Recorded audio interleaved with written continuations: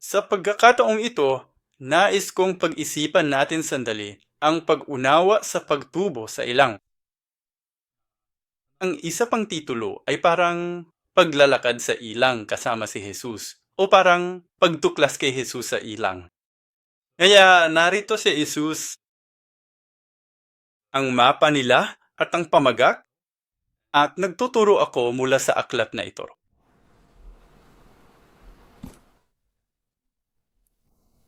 Ang Tipan ng Tanglaw isinulat ni Reverend Abraham Park. Ini ang pangalawang aklat sa seryeng History of Redemption. Isa sa mga dahilan kung bakit maraming tao ang bumibili ng librong ito ay dahil sa mapang ito. Siyempre, ang nilalaman ng libro ang nagpapaliwanag sa mapa. Ngunit para sa akin, ang mapang ito ay parang mapa ng pag-alis at paglalakbay sa ilang. Ngunit para sa akin, ang mapa ito ang mapa ng aking buhay. Pananampalataya kay Hesukristo, ang aking paglakad at paglalakbay kay Hesukristo. Sinasabi sa atin ang mga Gawa 7:38, maaari tayong bumaling sa ating Biblia.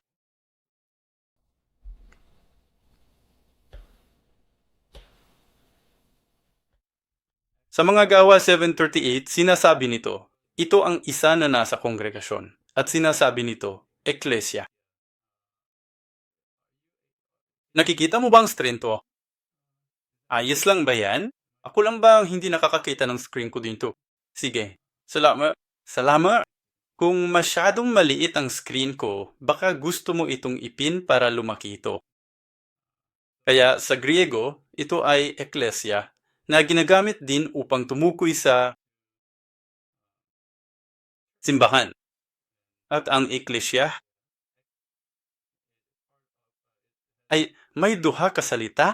Ito ay kombinasyon ng dalawang salita, ek, na ang ibig sabihin ay labas na o palabas mula sa. Ang eklesiya ay isang nominal na anyo ng kaleyo na ang ibig sabihin ng tawag, kaya ang eklesiya ay literal na nangahulugang yaong mga tinawag. At ikaw at ako ay tinawag palabas sa ating mga pagkaalipin sa kasalanan at mula sa mundo ng kasalanan. At ang mga Israelita ay tinawag palabas sa kontekstong ito mula sa Ehipto. At sa makatuwid, sila ay tinatawag na mga tinawag palabas o yaong mga tinawag palabas. At sa Ingles ay isinasalin minsan bilang assembly o congregation o kahit church. Kaya ito ang nasa kongregasyon o sa simbahan sa ilang, kasama ang anghel na nakikipag-usap sa kanya sa bundok Sinai. Sa makatwid, ang paglalakad ng mga Israelita sa ilang ay maaaring ituring at ilapat sa ating buhay ngayon bilang ating buhay sa simbahan. Tayo ang kongregasyon, tayo ang mga tinawag panabas, at gayon din sa pahayag 11:11.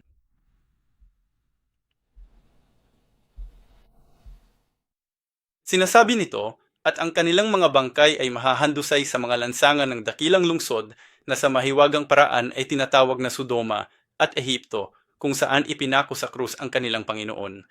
Ngayon, ang Panginoon ay hindi ipinako sa krus sa Sodoma o Ehipto, kundi sa matalinhagang paraan ayon sa espiritual na kahulugan. Tinutukoy nito ang Sodoma at Ehipto bilang isang lugar ng kasalanan na naging sanhi ng pagpapako sa krus sa Panginoon. At sa makatuwid, ang Ehipto ay tumutukoy sa mundo ng kasalanan, kung saan tayo ay mga alipin sa ilalim ng pagkaalipin. Ngunit sa pamamagitan ng kordero ng Paskwa at sa Ebanghelyo ni Juan, si Juan Bautista ay nagpapatotoo na si Jesus ang kordero. Narito, ang kordero na nagdadala at nag-aalis ng lahat ng ating mga kasalanan. Mga kasalanan ng sanlibutan ito. Kaya sa pamamagitan ng Paskwa, sa pamamagitan ng kordero na siyang si Hesukristo, tayo ay tinawag palabas sa ilang. At sa makatuwid, ang paglalakbay na ito sa ilang ay isang paglaglabay mula Ehipto patungong Jerusalem. Si Kanaan at ang paglalakbay na nito, hindi isang diretsong paglalakbay. Malalaman natin mamaya, ngulit ito ay isang napakahaba 40 taong paglalakbay sa ilan. At paikot ng paikot, at paikot ng paikot, at sa huli, pababa sa timog at pagkatapos ay pataas sa Kanaan. Ganyan nagiging komplikado ang ating buhay pananampalataya. At ano ang matututan natin mula sa unang campsite na ito? Sa pamamagitan ng 42 na kampo hanggang sa Gilgal na nasa Kanaan. At sa pamamagitan ng prosesong iyan, matututunan natin ang proseso at pag-unlad ng paglago sa ating buhay, ng pananampalataya at ng gawaing tumutubos ng Diyos. Ngayon, gaya ng nabanggit ko kanina, ang ating gawain ay hanapin si Jesus sa ilang na ito. Nasaan si Jesus sa ilang ito? Maaring sabihin ng ilan, "Uy, parang may J dyan." Hindi ganun ang paraan natin hanapin si Jesus. Pero unti-unti tayong gagawa. Ngunit kahit mula sa simula at katapusan, ang mga talatang ito ay nagsasabi sa atin tungkol kay Jesus. Kaya sa unang oras, pag-iisipan natin ang simula. Bakit kinanglan ang paglalakbay sa ilang? Bakit ito kinaamban? Ito ba ay bahagi ng dakilang plano ng ating Panginoong Diyos? O ito ba ay bunga lamang at kinalabasan ng pagsuway ng isang tao at ito ay itinuturing na isang parusa? O isa lamang itong hindi inaasahang pangyayari na nagkataon lamang na nangyari sa atin? Kaya naman, tayo ay magbalik tanaw at tingnan natin ang nilalaman ng Genesis Kabanata 15, simula sa mga talata 13 hanggang sa talata 16.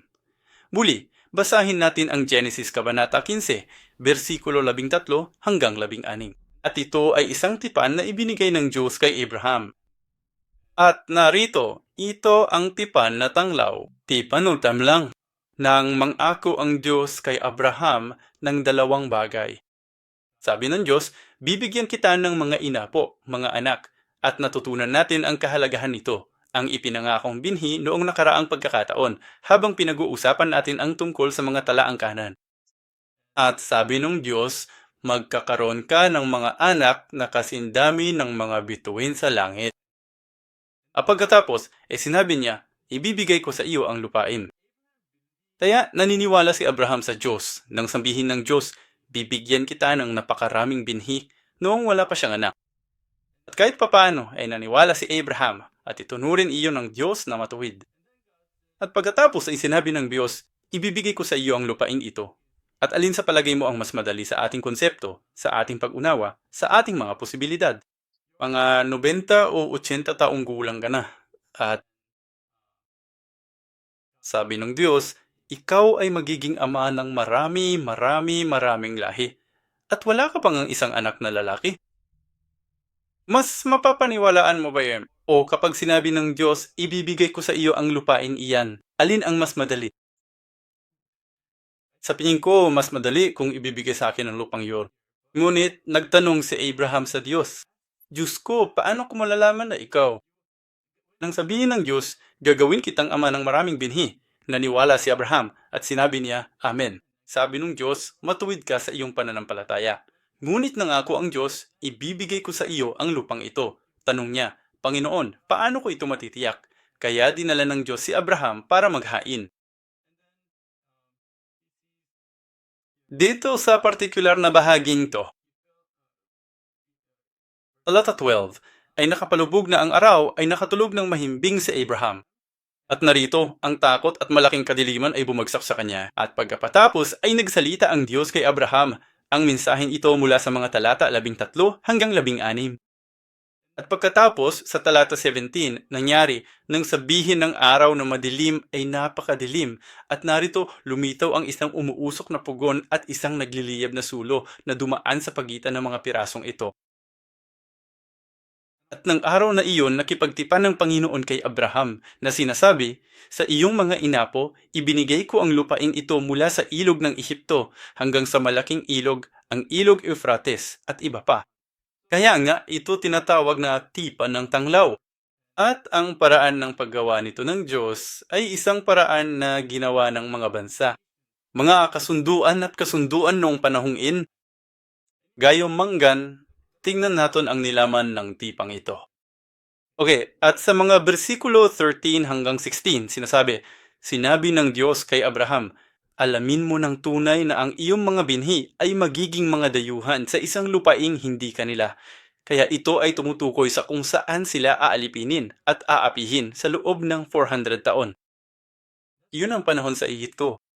Ngayon, ito'y bago pa man isilang ni Abraham si Isaac o kahit si Ismael at nagsalita ang Diyos tungkol sa kanilang mga inapo na gumugol ng panahon sa ilalim ng pagkaalipin ng mga Ipsyo sa ilalim ng 100 taon. At pagkatapos ay sa talata 14:4, aking hahatulan din ng bansang kanilang paglilingkuran. At pagkatapos ay aalis sila ng may maraming ari-arian. Nangyari ba yun? Oo. Nang umalis na ang mga Israelita, binigyan sila ng mga Ehipsyo ng marami sa kanilang mga kayamanan at pera. At kaya't nagsalita na ang Diyos tungkol dyan. At sa versikulo 15, kung tungkol sa iyo, ikaw ay yayaon sa iyong mga magulang na payapa. Ililibing ka sa mabuting katandaan. Ang talata 16 ang ating pag-iisitan. Pagkatapos, sa ika-4 na salinlahi, babalik sila rito sapagkat hindi pa lubusang natatapos ang kasamaan ng mga Amoryo. Sabi nga, sa ika-4 na henerasyon, babalik ka rito. Dito? Saan ba dito? Hanan? Kaya sinabi ng Diyos, sa ika-4 na salinlahi, babalik ka dirito. Iyan ang pag-alis at ang paglalakbay pabalik sa ilang, sa Kanaan. Kaya ang clue at ang tanong ay ang ika-4 na henerasyon. Sino to yun? Ang Diyos ay nakikipag-usap kay Abraham at sa iyong ika-4 na henerasyon. Kay si Abraham ang unang henerasyon. At tayo'y nagsasalita, at ang Diyos ay nagsasalita tungkol sa kanyang mga inapo, ang binhi ng tipan.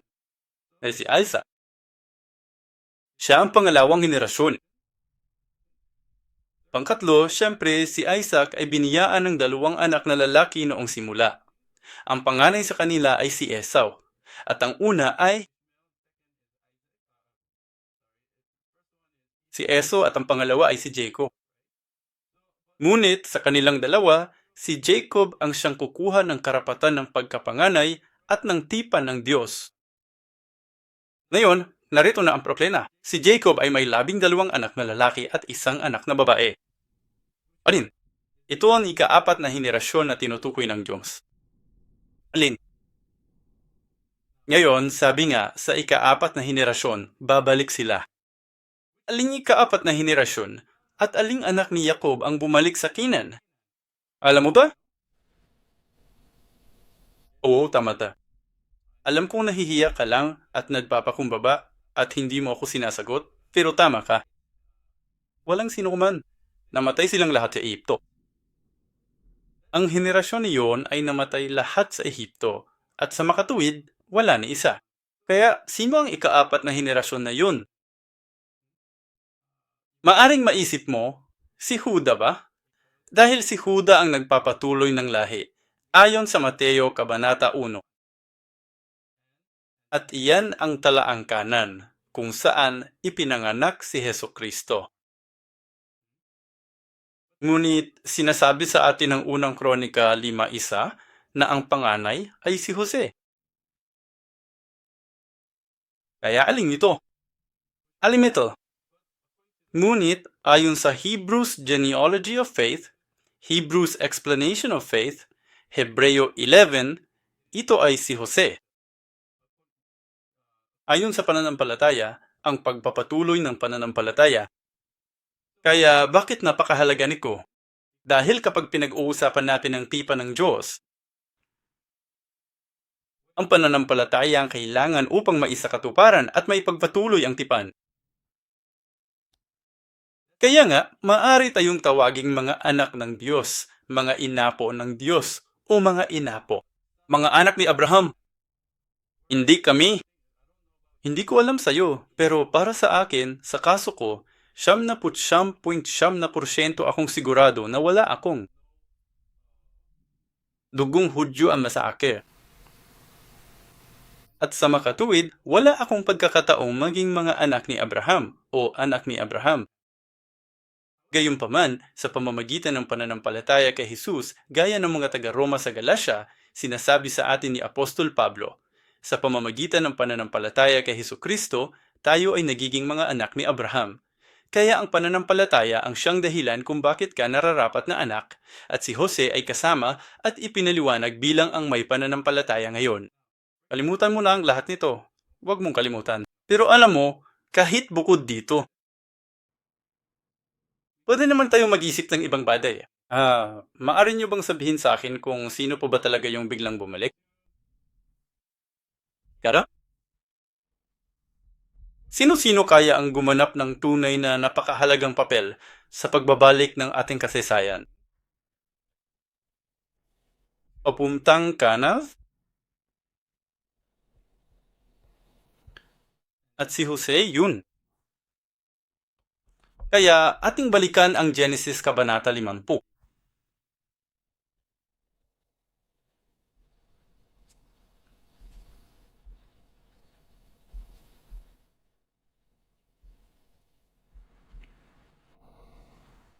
Genesis 50:22. Ngayon, nanatili si Jose sa Ehipto. Saya at ang sambahayan ng kanyang ama. At si Jose ay nabuhay ng 110 taon. Nakita ni Jose ang ikatlong henerasyon ng mga anak ni Ephraim. Gayon din, ang mga anak ni Makir na anak ni Manases ay ipinanganak sa mga tuhod ni Jose. Sinabi ni Jose sa kanyang mga kapatid, "Malapit na akong mamatay. Ngunit tiyak na aalayanan kayo ng Diyos at iaahon kayo mula sa lupaing ito patungo sa lupaing ipinangako niya kina Abraham, Isaac at Jacob." Mula kay Abraham hanggang sa panahong ito, gaano nakatagal? Hanggang sa pag-aalis. Pero si Joseph talaga, na siya ay nagpapaalala sa mga Israelita. Nangako ang Diyos na ilalabas niya kayo sa lupaing ito at ibabalik sa lupaing pangako na siyang Kanaan. Kaya't nagpaalala si Jose at pinapangako sa kanila ang isang bagay. Na magkagayoy, pinanumpan ni Jose ang mga anak ni Israel na sinasabi, "Tiyak na aalagaan kayo ng Diyos at dadalhin ninyo ron ang aking mga buto." Muna rito. Namatay si Jose sa edad na 110 taon at siya ay inimbalsamo at inilagay sa isang kabaong sa Ehipto. Siyempre, tradisyon iyon ng pag-iembalsama, lalo na sa mga nasa naghaharing uri. Ngunit pinangakuan sila ni Jose. Kapag naalala ka niya ng Diyos at inaalagaan ka, at tiyak na ilalabas ka niya sa lupaing ito patungo sa lupang pangako. At kapag ginawa niya iyon, hindi kung gagawin niya iyon. Ang sabi niya, kapag ginawa niya iyon, kunin mo ang mga buto ko. Tayong mga tao ay mga taong nangangailangan ng mga pisikal na palatandaan o mga pisikal na bagay upang maalala. Kaya dinadala ba nila ang mga buto ni Jose kapag lumabas sila ng Ehipto? Naalala ba nila? Ang dahilan kung bakit ko tinatanong ay dahil si Jose ay isang paglalarawan ni Jesus.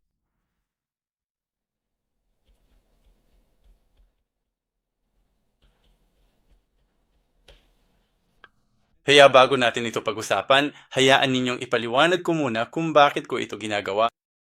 Dahil ang ating paglalakbay sa ilang, ang ating buhay ng pananampalataya, ay isang bagay na sinabi na sa atin ng Diyos. Ito ay isang landas patungo sa lupang pangako na siyang langit para sa atin. Ang pinagdadaanan mo ngayon, nasa ilang ka?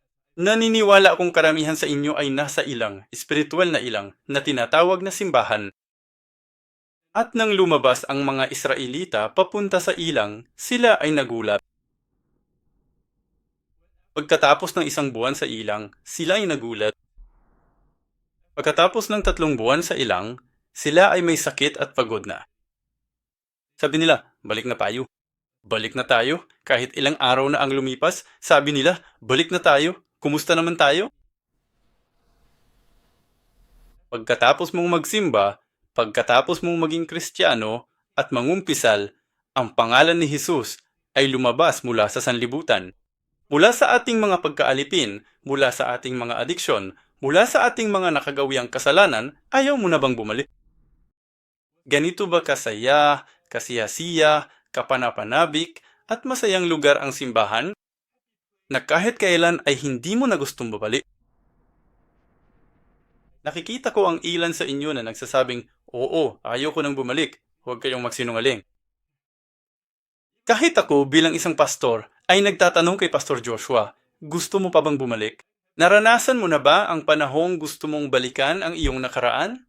Oo nga, sa palagay ko, lalo na kapag may kaguluhan sa simbahan.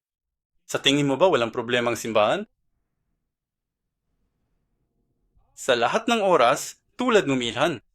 Parang sa ilang, bakit lumabas ang mga Israelita?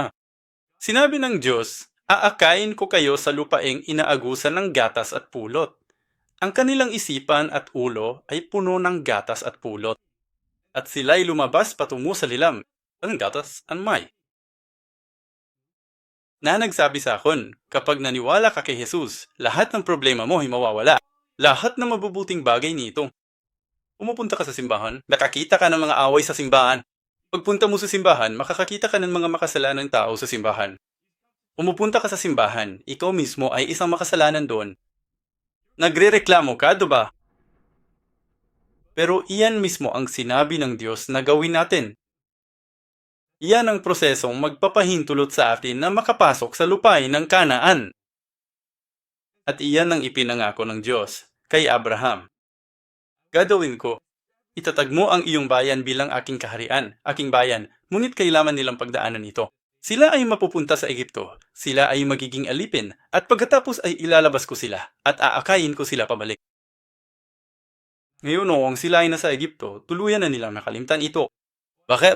430 taon, 400 taon. Ilang henerasyon na ba yan? Ibig sabihin, hindi bababa sa 10 henerasyon o higit pa.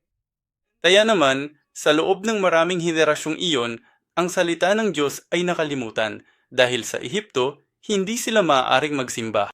Hindi nila kayang sambahin ng Diyos ng maayos. Hindi nila maang panatilihing banal o kabar. At nakikita natin ang mga patunay at ebidensya na sinundan nila ang pagsamba sa mga Diyos-Diyusan, idolatria at pagsamba sa mga Diyos-Diyusan sa Ehipto. Kaya, sa mga henerasyong ito, ang pangako ng Diyos ay nakalimtan. At ngayon, si Jose ang siyang nakaaalala ng tipan at nagsasabi sa kanyang bayan. Gayon din, pinili tayo ng Diyos at itinakda ng Diyos ang buhay na ito ng pananampalataya para makapasok tayo sa kaharian ng langit. Nakalimtan natin ito. Mulik dumating si Jesus at binigyan tayo ng isang tanda, tulad ng pag-iwan ni Jose sa kanyang sarili bilang isang tanda, ang kanyang mga buto. Dumating si Jesus at nag-iwan sa atin ng tanda, ang krus at ang kanyang dugo. Para maalala natin, at sinabi ni Jose, dalhin ninyo ang aking mga buto hanggang sa Canaan. Sinabi sa atin ni Jesus, tanggapin ninyo ang aking salita at tanggapin ang aking espiritu. Ang banal na espiritu na gagabay sa inyo patungo sa Canaan. Okay, ano ang ginawa nila? Balikan natin ang Exodo 13:19.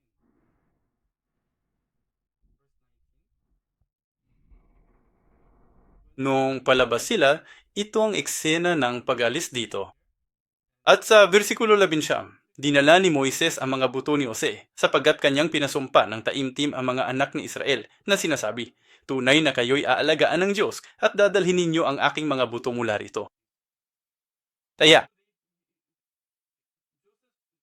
ang mga buto ni Jose o ang bangkay ni Jose ay hindi inilibing. Ito ay inimbalsamar, inilagay sa isang kabaong at naroon naghihintay na dalhin sila sa Jerusalem sa pamamagitan ng pag-alis patungo sa lupain ng Kanaan. Okay? At iyon ay naging isang tanda para sa mga Israelita. At nagtagumpay ba sila sa pagdadala ng mga buto hanggang sa Kanaan? Wala tayong narinig na kahit ano sa Exodo, Levitico, mga bilang o Deuteronomio. Wala na tayong naririnig na kahit ano tungkol sa mga buto ni Jose simula nung Exodo.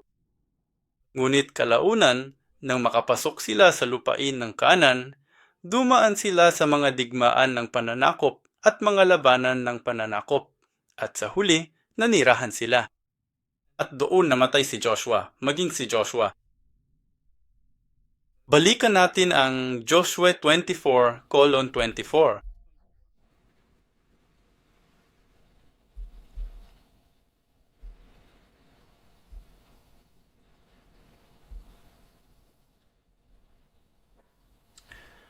At nangyari, pagkatapos ng mga bagay na ito, na si Josue na anak ni Nun, na lingkod ng Panginoon, ay namatay sa edad na 110 taon.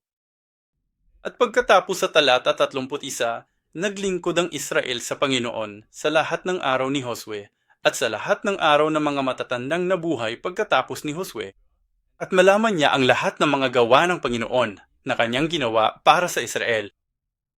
At pagkatapos ay sa talata 32, ngayoy inilibing nila sa Sichem ang mga buto ni Jose na dinala ng mga anak ni Israel mula sa Ehipto. Sa piraso ng lupang binili ni Jacob mula sa mga hanak ni Hamor na ama ni Sichem sa halagang 100 pirasong pilak, at ang mga iyon ay naging mana ng mga anak ni Jose. Kaya nagdala sila. Kaya ang pag-alis at paglalakbay sa ilang ay pinalamutian sa simula ng mga buto ni Jose. At sa uli, parang ito ang pangwakas na pangungusap. Sa huli, makikita natin ang mga buto ni Jose. Kaya ano ang kahalagahan ng mga buto ni Jose sa paglalakbay na ito at sa atin sa aplikasyon kay Jesus? Ngayon, nabanggit ko na kanina, si Jose ay naging isang tipo ni Hesukristo na naglalarawan sa figura ni Hesukristo. Siya ang minamahal na anak at siya ang binigyan ng tunika ng kanyang ama. Isang tunika na may iba't ibang kulay. Ang tunikang ito sa Hebreo ay kitonep, na isang kasuotan na isinusuot ng mga pari. Kaya ipinapakita nito sa atin ang papel ng isang pari.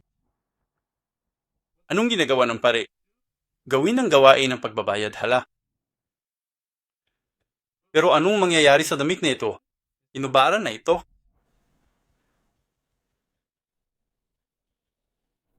Ano ang nangyari sa damit ni Jesus sa Juan Kabanata 11?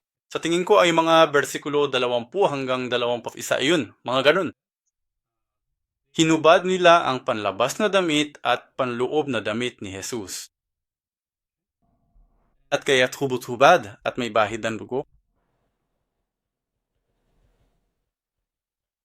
Dugo ning isang inihaing-haing. Dugo ni Jesus ang kordero na ininanay. Pinagpaksilan ni, alam mo ba kung sino ang nag-traitor sa kanya? Ang kanyang mga kapatid. Dumating si Jesus sa kanyang sariling bayan. Si Panginoong Jesus ay ipinagkanuulo ng mga Hudyo at maging ng sarili niyang mga minamahal na kapatid na lalaki at babae. At sino ang kinatawan ng magkapatid na ito? Sino ang kinatawan ng magkapatid nito? Kaninong ideya ang magbenta kay Joseph? Gusto sana siyang patahin ng magkapatid, ngulit si Judas ang gumawa. Sabi ni Judah, "Uy, ibenta na lang natin siya." Kaninong ideya ang pagbenta kay Jesus? Ang Griegong bersyon ng Judah ay Judas. Parehong pangalan. At sa anong presyo? Halaga ng pilak. Judas ilang. Siya ay ipinagbili at sa madaling salita, siya ay pinapay. Sa pagkaintindi sa kanilang ama, patay na siya. Patay na si Jose. Literal na ipinako sa krus si Jesus. At si Jose, sa pamamagitan nito, siya ay ibinigay sa ilalim ng desisyon ng gobernador o ng punong commander. Ang buhay ni Jesus ay ibinigay sa desisyon ni Poncio Pilato at ibinigay sa piitan. Ito ay tila isang madilim na kuweba o isang malalim na butas na bilangguan. Si Jesus ay inilagay sa libingan. At bago iyon, si Jesus ay ipinako sa cross kasama ang dalawang kriminal. Isa ang inaligtas, isa ang napatay. Si Jose ay mayroon ding dalawang kriminal sa bilangguan. Isa ang nailigtas, isa ang napatay.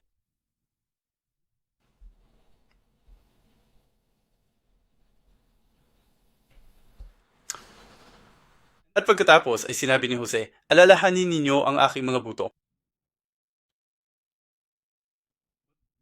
Ano ang kahalagahan ng mabuto? Sa Genesis 2:1-2, nang nilikha ng Diyos ang babae mula sa tadyang ni Adan, sinabi ni Adan, butang ng aking mga buto. Ano ang ibig sabihin nito? Sabihin mo sa asawa mo, mga asawa mo, kayo ang buto ng mga buto ko. Ano kayang sasabihin niya? Sa iyong anibersaryo, lumuhod ka at sabihing, mahal, ang ganda mo. Para kang boto. Baka tamaan ka ng buto. Pero alam mo ba ang ibig niyang sabihin? Ikaw ang buto ng aking mga buto. Buto, tanong mo sa doktor. Buto ang pinagmumulan ng dugo. Ang buto ay ang istruktura ng iyong katawan. Maari kang magkaroon ng laman at dugo nang walang buto. Wala lang yan. Ito ang istruktura at ang mismong diwa. Ang salitang ito, isem sa Hebreo, ay ginagamit din sa estrukturang gramatikal, kung saan sinasabi natin, ito na ang pinakadulo. Alam mo, masasabi nating ito na ang katapusan. Ngunit kapag sinabi kong ito na ang pinakadulo, ano ang ibig sabihin nito? Ang salitang napaka ay gudo. Ito ang buto ng mga dudo. Ito ang, alam mo, esensya sa kaloob-looban, sa esensya, sa kabuuan, sa panimula. Iyon ang ibig sabihin nito, okay? Kaya nang sabihin ni Adan sa babae, ikaw ang buto ng aking mga buto, ang ibig niyang sabihin ay ikaw ang pinakasentro, ang esensya, at ang kaibuturan ng aking pagkatao. Naku, sabihin mo na yan sa asawa mo. Baka humanga siya. Tingnan sa Ezekiel 37. Mga buto na lang ang natitira, pero nang dumampi ang tubig ng buhay sa mga butong iyon, nabuhay silang muli. Bukod pa rito, noong panahon ng Paskwa, pinagubilinan ang kanyang bayan, huwag ninyong baliin ang mga buto ng kordero. Balikan natin ang Exodo 12:13-14.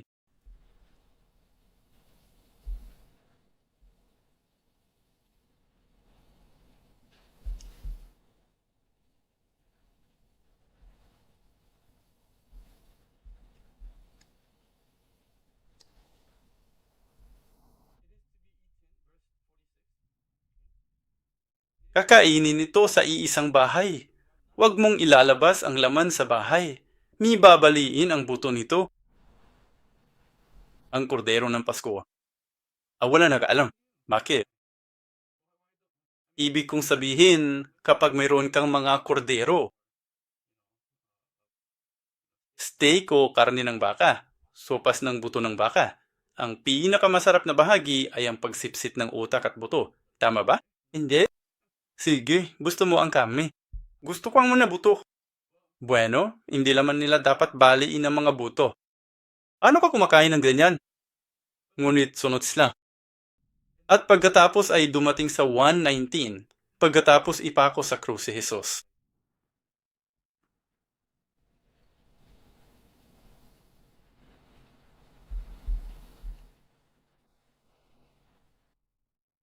Talata 31, pagkatapos ang mga Hudyo dahil noon ay araw ng paghahanda, upang ang mga katawan ay hindi manatili sa krus. Sa araw ng pamamahinga, sapagkat ang araw ng pamamahinga ay isang dakilang araw, tanong ni Pilato, upang mabasag ang kanilang mga binti at upang sila'y maaring maalis. Kaya dumating ang mga kawal at binali ang mga binti ng una at ng isa pang ipinako sa krus kasama niya. Ngunit pagdating nila kay Jesus, nakita nilang patay na siya. Hindi nila binali ang kanyang mga binti. Bakit nila nabali ang mga binti? Dahil sa krus, mayroon silang maliit na patungan ng paa o suporta sa paa. Kaya't ang taong namamatay sa krus Itulak pataas gamit ang binti dahil mahihimatay siya sa kakahiyak. Mahihimatay siya habang nakapako sa krus. Kaya't itutulak niya pataas para huminga, nang sa gayon ay mas matagal silang magtiis ng sakit sa krus. Ganon ito dinisenya. Pero nang kinailangan nilang patayin ang lalaki, nabali ang binti, kaya hindi sila makatulak pataas. Kaya halos mamatay sila sa pagkasamid. Sa krus, kaya na sila binali ang mga binti. Ngunit dahil patay na si Jesus, hindi na nila binali ang kanyang mga binti. At pagkatapos ay sinasabi sa talata 36, sapagkat nangyari ang mga bagay na ito upang matupad ang kasulatan. Walang buto niya na mababali.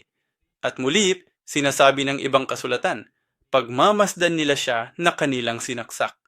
Kaya ito, at sa Juan lamang, na din napagtanto, wow, ito ang dahilan kung bakit sinabi ng Diyos sa mga Israelita na huwag baliin ang mga buto ng kordero.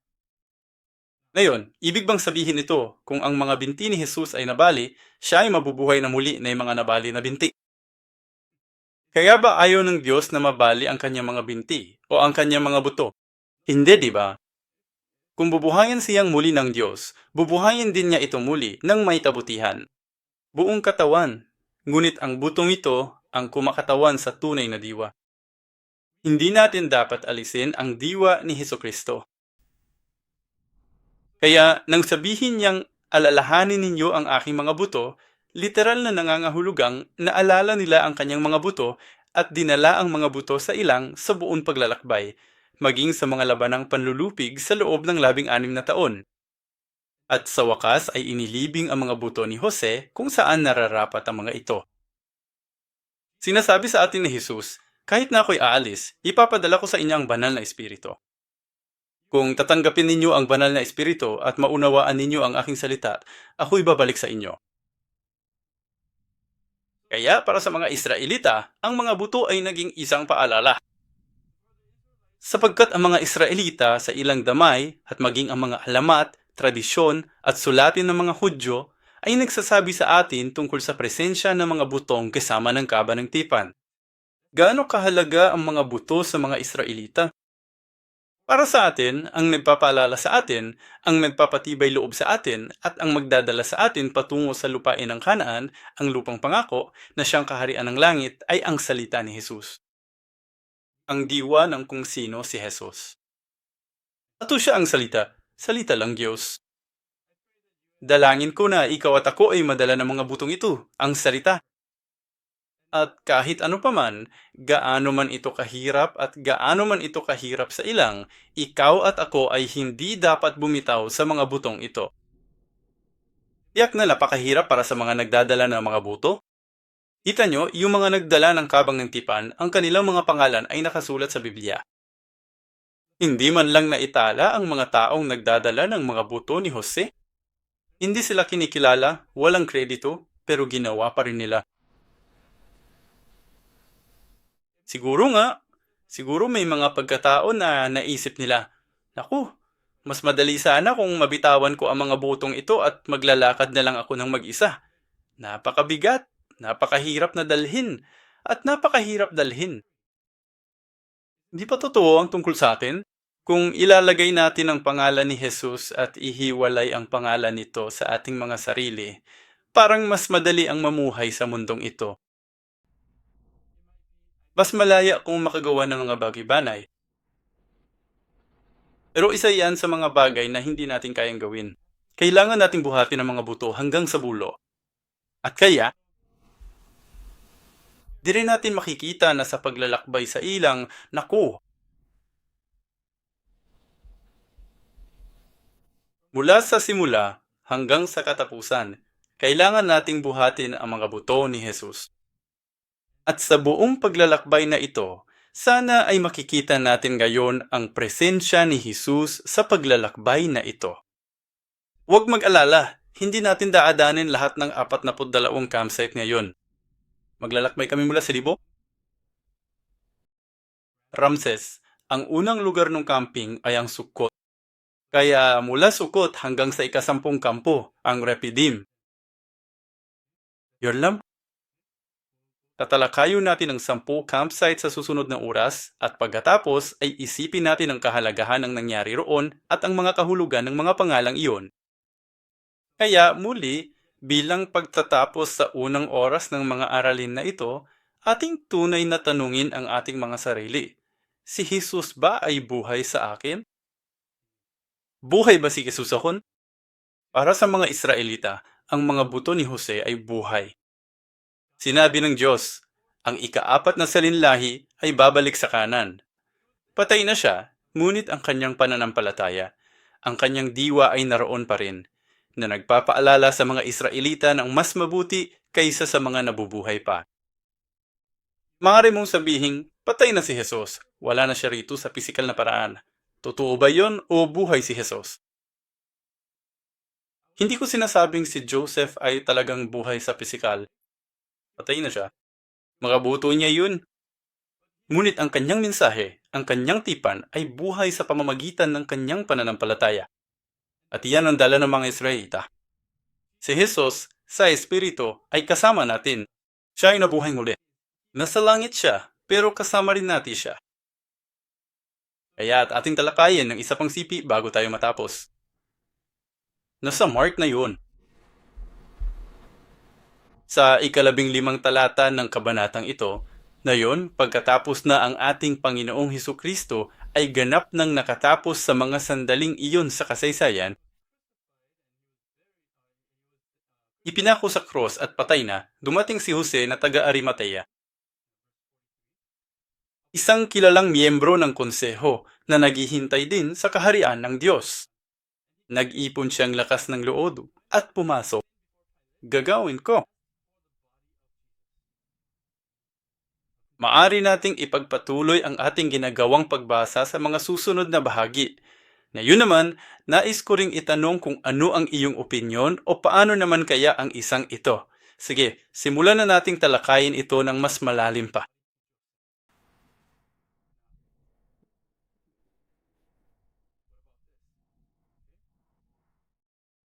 Narito, ito ang NASB. Wala tayong nakikitang pagkakaiba rito. Ngunit dito, himingi ni Pilato ang katawan ni Jesus. Nakikita mo ba ito? Ang salitang Griego para sa katawang ito ay soma. Sinabi ni Pilato, maaari mo nang kunin ang katawan.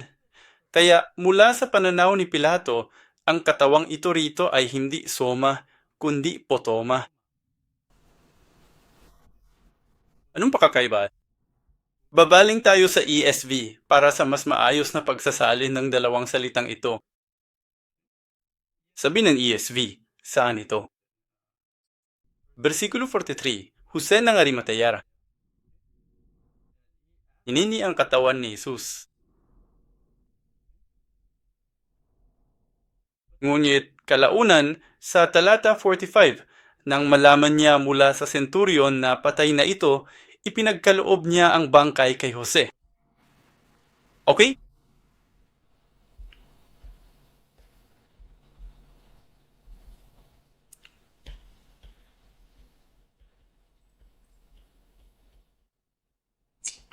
Suma, labazridi. Toma. Si Toma ay bangkay. Bantay. Ngunit nang hingi ni Jose ni Arimatea ang katawan, ito ay katawan lamang. Maari itong buhay o katay. Ngunit ito ang salitang ginamit ni Apostol Pablo upang tukuhin ang katawan ni Kristo. Ang simbahan. Ito ay isang buhay na katama. Amumuhay laban sa batay. Ano atong pananampalataya kapag hinahanap natin ang katawan ni Jesus? Kapag iniisip natin si Jesus, malayo ba siya? Patay na ba siya? Wala na ba siyang kinalaman sa buhay natin? O buhay na ba siya? Siya ba si Soma? Tayo ba ang kanyang katawan? Yan ang pagkakaiba kapag tinatahak natin ang paglalakbay sa ilang.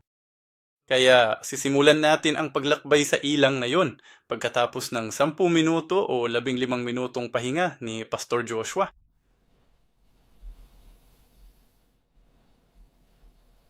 Pagkatapos ng aming palinga, kay mandasal muna tayo? Oo, yun na. Siguro para sa unang round, mga 15 ka minuto. 15 minuto? Sige, 15 minutong palima. Tapusin natin ang session na ito sa isang panalangin. Ama naming nasa langit, nagpapasalamat kami sa iyo sa pagpapahintulot sa amin na pag-isipan ng aming buhay pananampalataya, ang paglalakbay sa ilang, ang aming paglalakbay patungo sa gaharian ng langit. Ama, hindi ito adali. Maraming hahon. Minsan, gusto na lang nating bumalik sa Ehipto. Ngunit Ama, nagpapasalamat kami sa iyo para sa hindi tayo hinahayaang maglakad ng mag-isa, kundi lumakad kasama si Jesus. Tulungan mo kaming makita ang gawa ni Jesus sa atong buhay. Tulungan mo kaming makita si Jesus na buhay sa paglalakbay na ito. Kaya Ama, dalangin namin na ikaw ay makasama namin.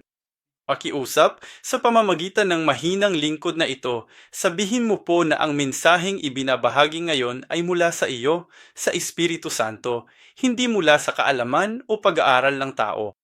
Dalangin namin ang iyong pangalan ay luwalhadiin.